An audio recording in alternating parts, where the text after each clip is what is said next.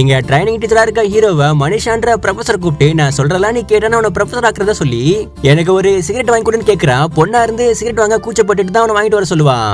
இதை ஜாலியா அடிச்சுக்கிட்டு நான் இப்படி எல்லாம் பண்றத வெளியாட்ட சொன்ன உனக்கு ப்ரொஃபசர் வேலையை கிடைக்காத மாதிரி பண்றேன்னு மிரட்டுவான். நான் இந்த மாதிரிலாம் அவங்க கிட்ட கேட்கறதால என்ன தப்பான பொண்ணு நினைக்கிறேன்னு கேக்குறா. அப்படிலாம் ஒன்னும் இல்லங்க, இந்த ஜெனரேஷன் பொண்ணுங்க அதெல்லாம் சகஜமா பண்றதா சொல்ல. சரி அப்போ நீ தப்பா நினைக்கலன்னா எனக்கு சரக்கு வாங்கி தர முடியுமான்னு கேட்டு அவனை கார்ல பாரிக்க கூட்டிட்டு வந்துட்டான். திரும்பவும் என்ன தப்பா நினைச்சுக்கான்னு சொல்லி அவன் கையில காசை கொடுத்து சரக்கு வாங்க சொல்லி அமுச்சு விட்டுற.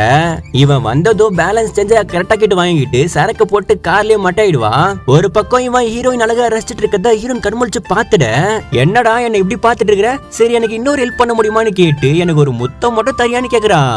என்ன பொண்ணுடா இவன் சொல்லி இவன் ஷாக் ஆகி வெளியே வந்துட்டான். இப்ப அவன் ஜோசியருக்கு கால் பண்ணி நடந்த விஷயத்தெல்லாம் சொல்லி இந்த மாதிரி ஒரு பொண்ணு என்கிட்ட முத்தம் கேக்குறான்னு சொல்றான். அவ கிட்ட இருந்து கொஞ்சம் தள்ளியே உன்னை மயக்க பாக்கதான் சொல்லிட. உடனே வெளியே வந்த ஹீரோயின் நான் கேட்ட முத்தத்தை குடுக்க போறியல்லன்னு கேக்குறான். சும்மா போதையில கண்டதெல்லாம் கேட்டுட்டு இருக்காதுன்னு அவளை வீட்டுல விட்டுறதுக்காக கூட்டிட்டு போறான். ஆனா அங்க வந்த ஹீரோயின் நீ தப்பா நினைச்சுக்கன்னா நான் அவன்கிட்ட இன்னொன்னு கேட்கலாமான்னு சொல்ல, ஒழுங்கா வாய மூட்ரி, நீ என்ன கேட்க போறேன்னு எனக்கு நல்லாவே தெரியும்னு அவளை கண்ணத்திலேயே அடிச்சிட்டான். இதே ஒரு பையன் அவன்கிட்ட எப்படி வந்து கேட்டா நீ ஒத்துப்பேன்னு திட்டுவான். நான் எந்த ஆண்கிட்டே அப்படிலாம் பேசுறதே இல்ல, நீ சரியா புரிஞ்சுக்கலன்னு சொல்லிட்டு அங்க இருந்து கிளம்பிடுவா.